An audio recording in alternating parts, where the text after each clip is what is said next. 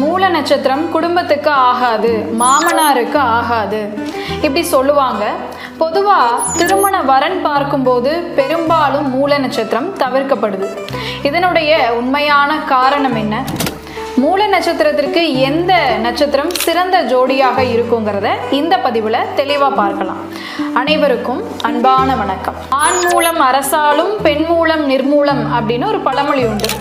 ஆனால் உண்மையான பழமொழி என்னன்னா, ஆணி மூலம் அரசாலும் பின் மூலம் நிர்மூலம்னு கொடுப்பாங்க.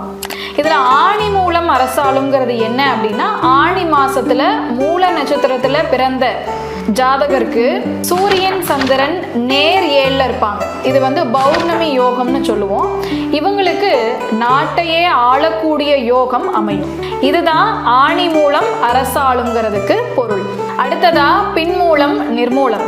மூல நட்சத்திரத்துல 4ஆம் பாதம், அதாவது பின்னாடி இருக்கக்கூடிய 4ஆம் பாதத்துல பிறந்தவங்க எப்பேற்பட்ட பிரச்சனைகளையும் எப்பேற்பட்ட எதிரிகளையும் அழிக்கக்கூடிய நிர்மூலமாக்கக்கூடிய வலிமை பெற்றவங்க அப்படிங்கிறத சொல்றதுக்கு தான் பின்மூலம் நிர்மூலம்னு சொல்லுவான். இப்போ அதே போல பெண் மூல நட்சத்திரத்துல பிறந்தா மாமனாருக்கு ஆகாதுன்னு சொல்றதுல சில உண்மைகளும் உண்டு.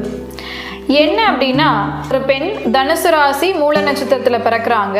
அவங்களுடைய ஜாதகத்தில் லக்னத்துக்கு 3, 4, 9 இந்த இடங்களில் கேது இணைவோ தொடர்போ கேது இருக்கும்போது அது அவருடைய மாமனாருக்கு கண்டத்தை ஏற்படுத்தும் விதத்தில் அமைஞ்சிரும். இதற்கு பரிகாரங்களும் உண்டு. மூல நட்சத்திரத்திற்கு அதிபதி கேது.